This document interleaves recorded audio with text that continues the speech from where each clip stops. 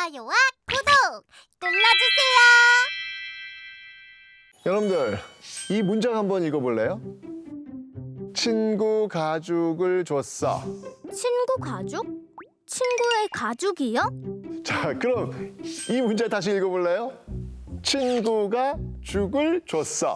아하, 친구가 죽을 줬다는 이야기네요. 띄어쓰기 하나로 의미가 이렇게 달라져요. 띄어쓰기가 중요하네요.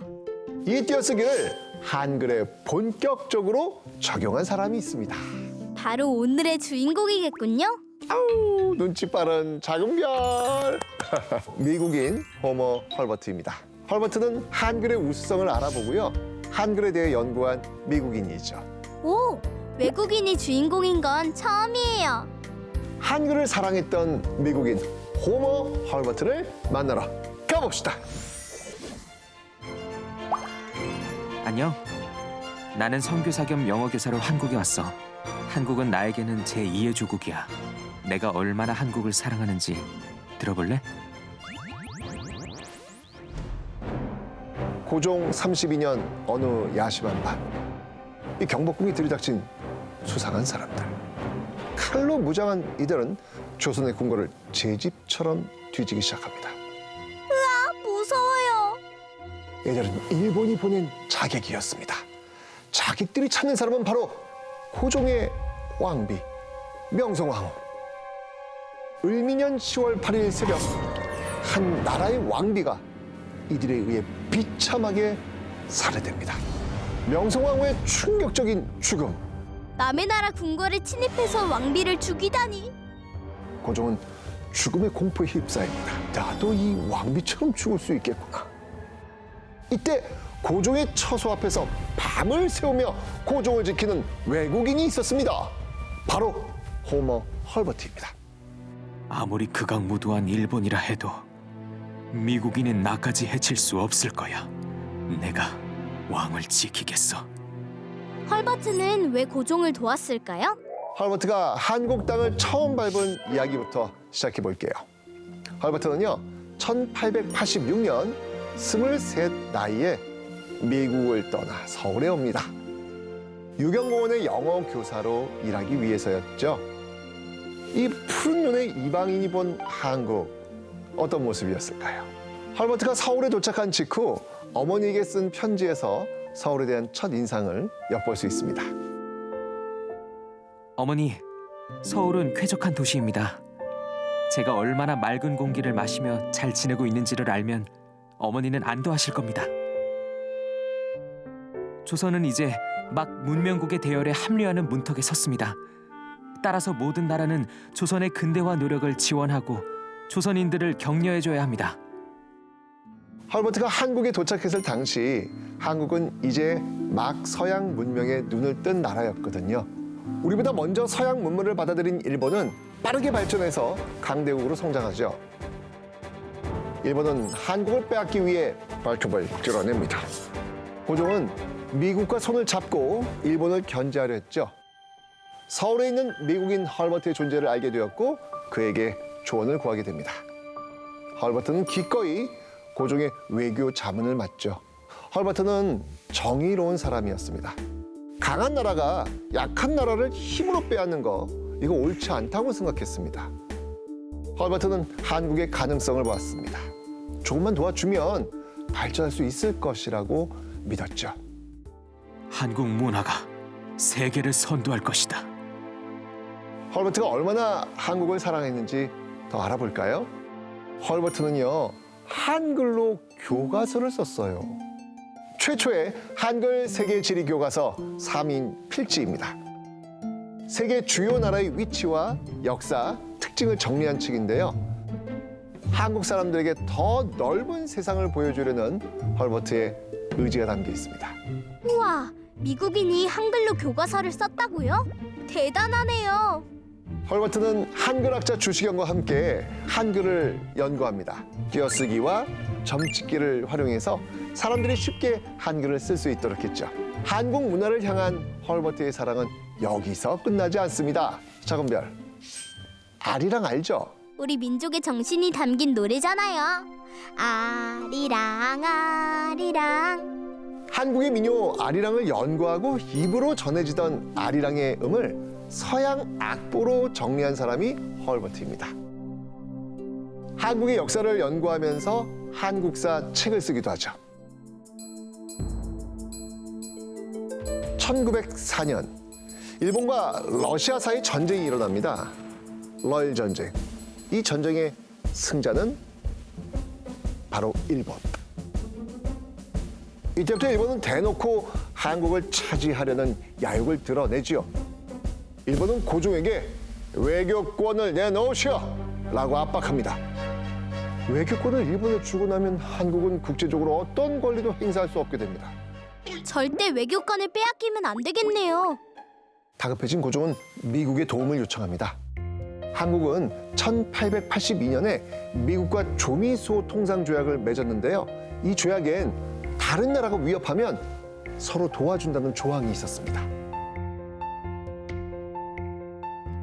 고종은 은밀히 호머 헐버트를 부릅니다. 그리고 편지를 건네죠. 미국 대통령 루즈벨트에게 쓴 편지였습니다. 일본으로부터 위협을 받고 있으니 미국이 도와달라는 내용이었습니다. 내가 이 임무를 수행한다는 것은 교육자를 그만둔다는 것을 의미한다. 그러나 내가 워싱턴에 서신을 전달한다면 나라와 백성을 향한 왕의 사랑에 조금이라도 보탬이 될 것이다. 고종의 비밀 특명을 받고 미국으로 떠난 헐버트. 하지만 미국 대통령은 헐버트를 만나주지 않습니다. 미국과 일본은 비밀로 약속을 한 상태였거든요. 미국은 필리핀을, 일본은 한국을 차지할 것이며 서로 방해하지 않는다라는 내용이었습니다. 미국은 한국을 도울 생각이 전혀 없었던 거죠. 이 미략을 몰랐던 헐버트는요, 초조하게 미국 대통령의 만남을 기다립니다. 그러는 사이 결국 일본은 한국의 외교권을 뺏어갑니다. 을사늑약이 강제로 체결된 겁니다. 을사늑약이 체결되자 미국 정부는 기다렸다는 듯 답변 주죠. 이제 더 이상 한국은 외교권이 없으니 고종의 편지도 효력이 없다. 이에 격분한 헐버트는 미국 정부를 공개적으로 비난합니다. 한국의 억울한 상황을 세계에 알리기 위해 여러 언론사와 인터뷰를 하고 직접 신문에 글도 씁니다. 을사늑약은 무력으로 진행됐다. 황제는 몇 주 동안 사실상 감금된 상태에서 협박과 칼끝 앞에서 협의가 진행되었다. 헐버트가 일본으로부터 한국을 지키기 위해서 많은 노력을 했네요. 헐버트는 고종에게 한 가지 제안을 합니다. 네덜란드 헤이그에 특사를 보내자는 것이었습니다. 헤이그에서 만국 평화회의가 열리는데 그곳에서 을사늑약의 부당함을 알리고 일본의 만행을 폭로하자라는 제안이었죠. 헐버트가 먼저 헤이그로 떠나고 고종은 이준, 이상설, 이휘종을 특사로 임명하고 헤이그로 보냅니다. 하지만 세 명의 특사는 회의장 입장 자체를 거부당하죠. 더 이상 한국에 외교권이 없다는 이유였습니다. 헤이그까지 갔는데 정말 억울해요. 설상가상으로 헐버트는 헤이그에서 한국으로 돌아오지도 못해요. 일본이 헐버트의 한국 입국을 막았기 때문입니다. 헐버트는 미국으로 돌아간 이후에도 한국의 독립을 위해 계속해서 힘씁니다. 한국인들에 대한 나의 사랑은 내 인생에서 가장 큰 자리를 차지했다. 헐버트는 80대 노인이 되어 다시 한반도를 찾습니다. 헐버트는 항상 한국을 그리워했다고 하죠. 자유를 되찾은 대한민국 땅을 밟은 기쁨도 잠시, 안타깝게도 한국에 도착한 지 일주일 만에 세상을 떠납니다. 나는 한국 땅에 묻히고 싶다.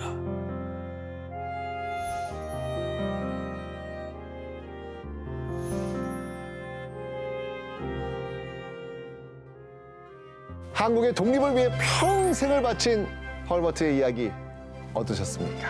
제가 지금 누리는 자유가 당연한 것이 아님을 깨닫게 되었어요. 네, 역사를 통해 하나 더 배웠습니다. 자, 그럼 오늘 이야기 마무리할게요. 안녕! 우리 지금까지 여러 위인 만났죠?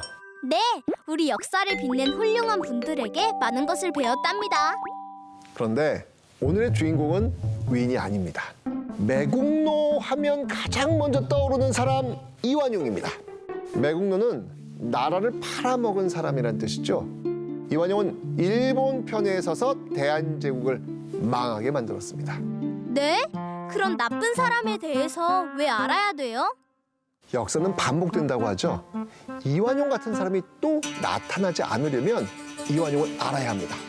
네, 두 눈을 크게 뜨고 지켜볼게요.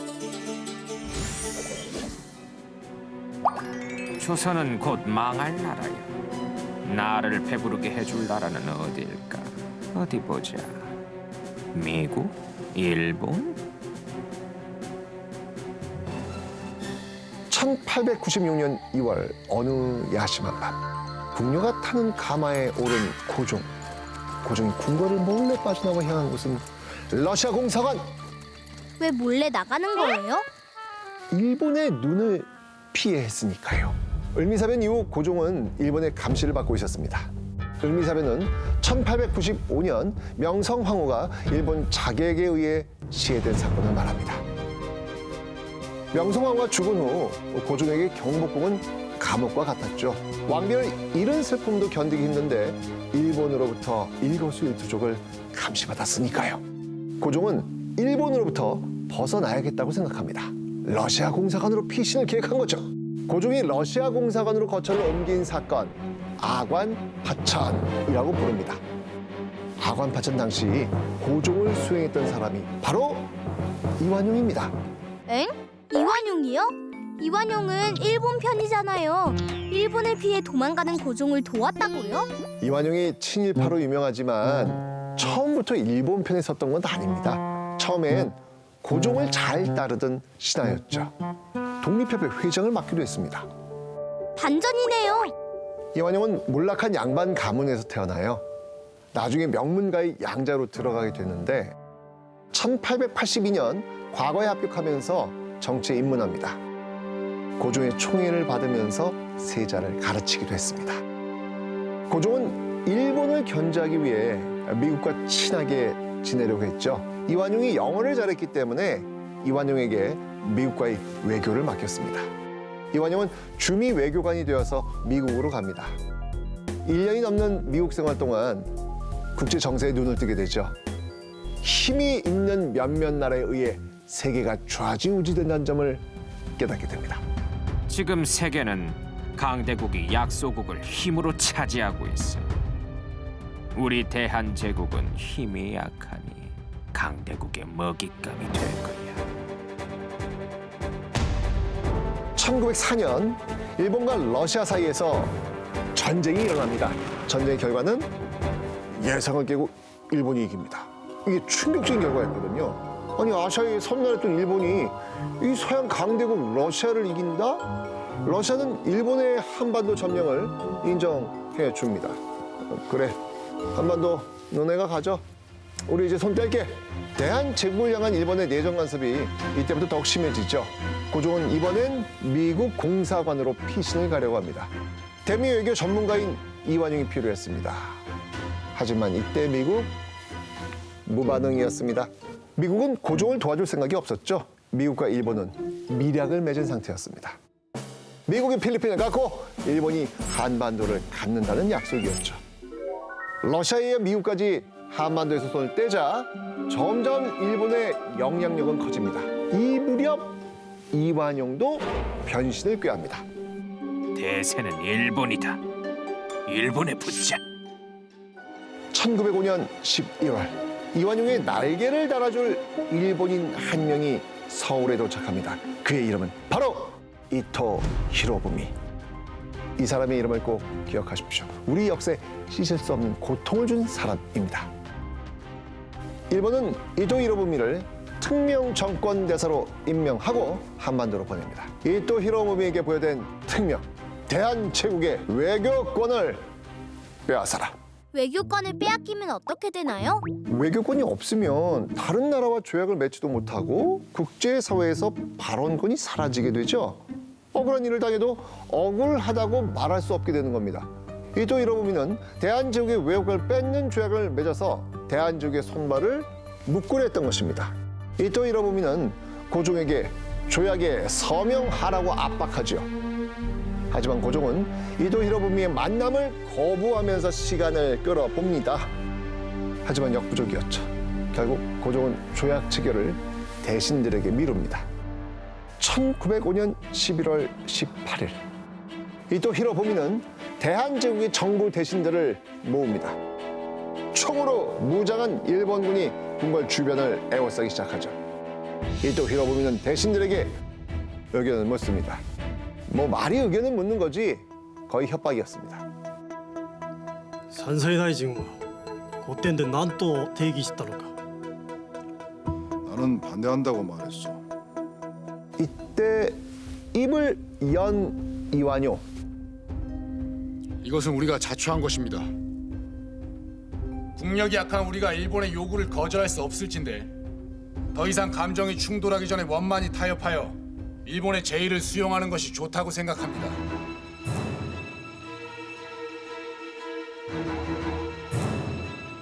이완용이 찬성 의견을 내자 다른 대신들까지 이완용을 따르기 시작합니다.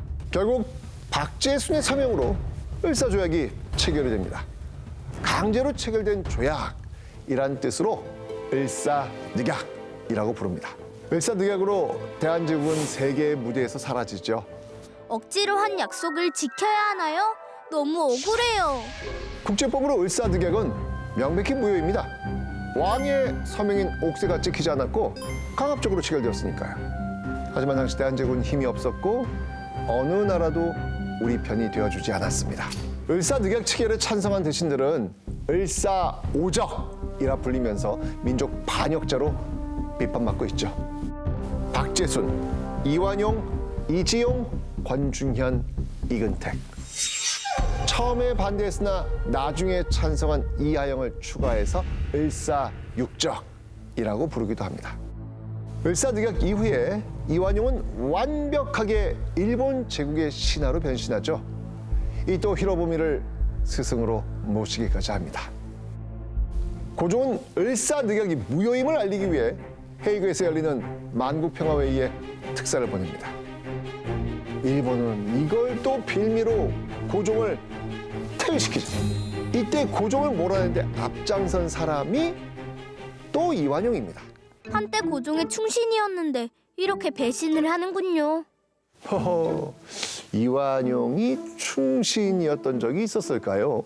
그는 철저한 기회주의자였습니다. 고종이 자신의 출세에 도움이 되니까 충성했을 뿐입니다. 이완용은 일본의 유리한 조약에 서명할 때마다 일본으로부터 거액의 돈을 받습니다. 이완용의 매국 행위는 끝이 없었습니다. 결국 일본의 나라를 통째로 넘겨주죠. 1910년 8월 22일 이완용은 대한제국이 일본에 합쳐진다라는 조약에 서명합니다. 국가의 모든 권리를 일본에 주면서 대한제국은 일본 제국의 식민지가 됩니다. 이때 이완용은 일본으로부터 현재 가치로 30억 원에 해당하는 돈을 받습니다. 나라를 통째로 팔았네요. 이후 이완용의 재산은 현재 금액으로 600억 원 정도였다고 하네요. 어마어마하죠? 일반 백성들은 일제로부터 모든 착취와 차별을 당하며 고통 속에 살아갑니다. 이완용을 비롯한 친일파들은 일본의 귀족이 되어 부귀 영화를 누리죠. 독립운동을 진압할 방안을 고민해 보았습니다.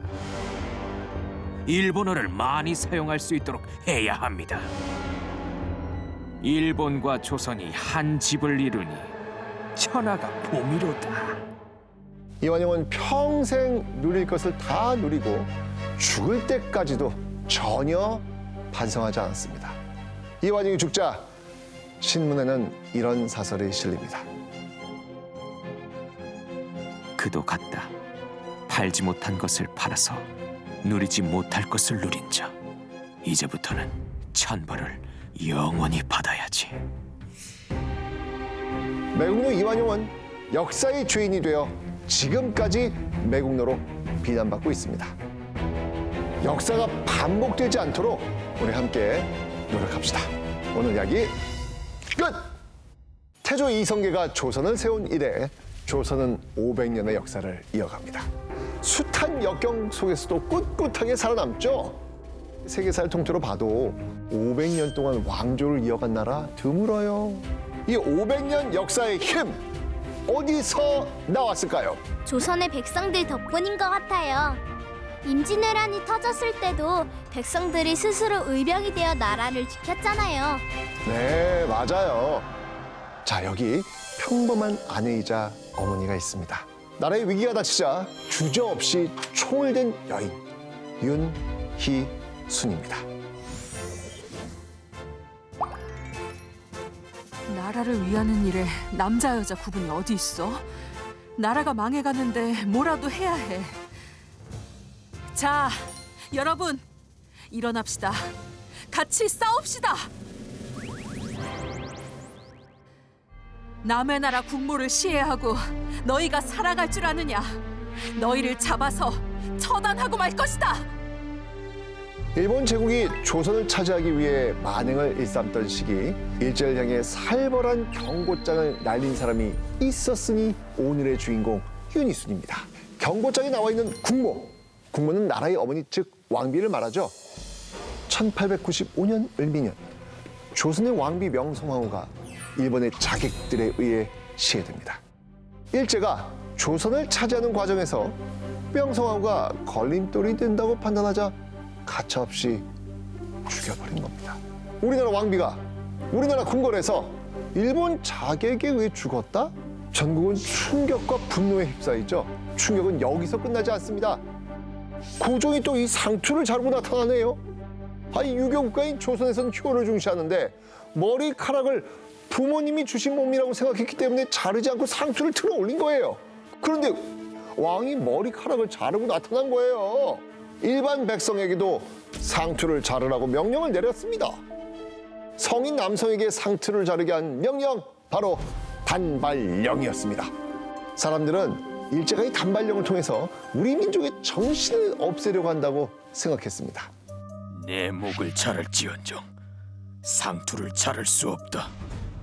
명성황후 시해와 단발령으로 조선은 분노로 들끓습니다. 일제를 향한 반발은 의병으로 이어집니다. 윤희순의 시아버지 유황석도 일제에 맞서기 위해 의병 부대를 이끌자 윤희순도 시아버지를 따라 의병에 참여하고자 했습니다. 자, 갑시다. 아버님, 저도 데려가 주십시오. 규중 여인으로 어찌 날 따르겠다고 하느냐. 내가 전장에 나가 생사를 알지 못하니 자손에게 힘쓰고 조상을 잘 돌보거라. 자, 집안의 남자들이 의병 활동을 위해 떠난 후 집을 지키는 건 윤희순의 몫이었죠. 남겨진 가족의 생계를 책임져야 했습니다. 그러던 어느 날 윤희순의 마을에 의병들이 찾아오네요. 산에 있던 의병들이 굶주림을 견디지 못하고 마을까지 내려온 것입니다. 어서 들어오세요. 며칠 후에 우리 동네에 의병들이 왔는데 누구든지 나와서 밥을 해달라기에 나가서 도와주었다. 당시 마을 사람들은 일본 경찰이 해코지할까 봐 의병을 선뜻 도와주지 못해요. 이대로 있을 순 없어. 나라를 위해 뭐라도 해야 해. 윤희순은 붓을 듭니다. 밤새 의병대를 모으는 노래를 쓰지요.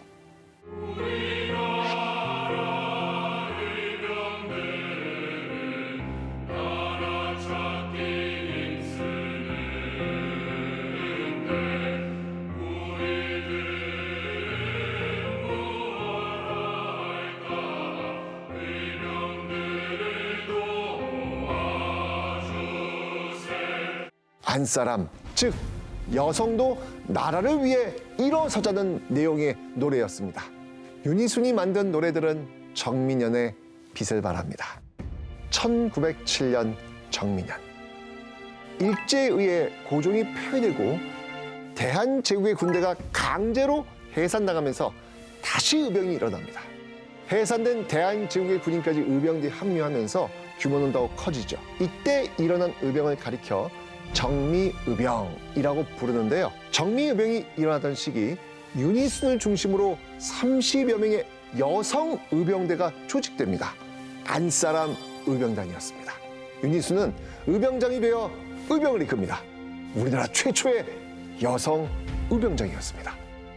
여성들도 나라를 구하는 일에 앞장섰다는 이 사실 꼭 기억하십시오.